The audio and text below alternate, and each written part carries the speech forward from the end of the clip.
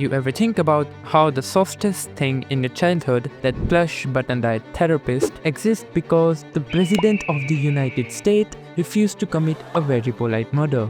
Yeah, a president, a bear, a gun, and somehow the weirdest PR stunt in the history turned into the toy you cried into when your cartoon crush died. So let's rewind. In 1902, America's out here flexing with steam engine, mustache, and whatever good it's supposed to be. And the president Theodore Roosevelt, a man with mustache attached, war hero, walking statue of testosterone, is invited on a bear hunt competition in Mississippi.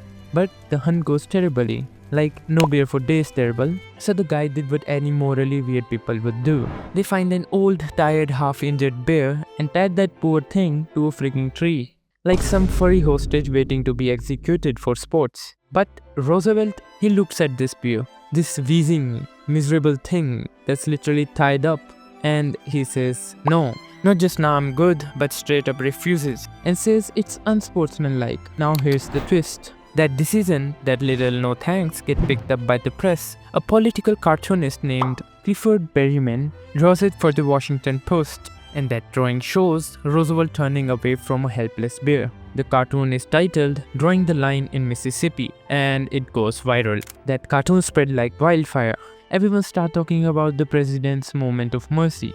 And now bear is the symbol of kindness, of restraint, of the power of not doing something stupid. Now, here's where things go from weird historical moment to capitalism just entered the chat.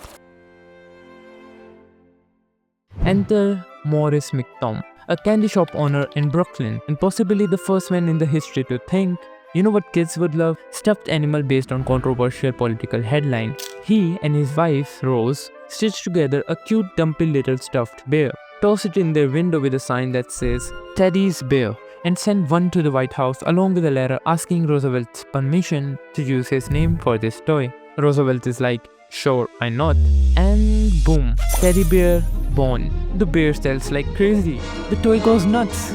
People are obsessed. Victims are getting flooded with orders. So they start a company, the Ideal Novelty and Toy Company, which later became one of the biggest toy companies in America and turned this non-existent industry to an $8 billion industry. But wait, it's not just America. Around the same time in Germany, a woman named Margit Streis was already known for making stuffed animals. She creates a bear design based on the drawings by her nephew, Richard Streif.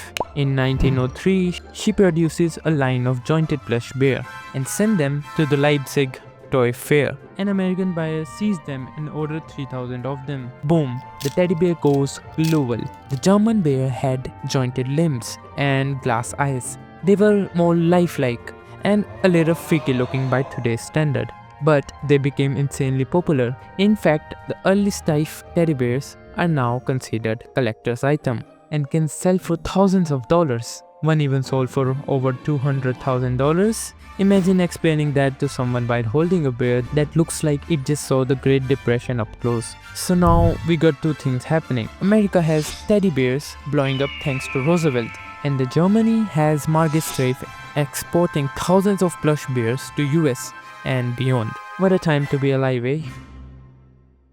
Roosevelt never trademarked anything. He didn't make a single penny from that name because Teddy in the teddy bear comes from him. He just became the accidental face of the childhood comfort. But the teddy bear, it didn't stop being cute.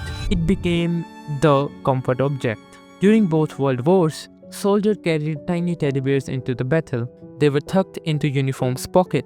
Kids in the bomb shelters hugged them, and families sent them in care packages because when the world gets terrifying, you want something soft to hold that won't judge your life decisions. Over the decades, teddy bears started showing up in hospitals, trauma center, therapy office, and that one orphanage that secretly tortured children.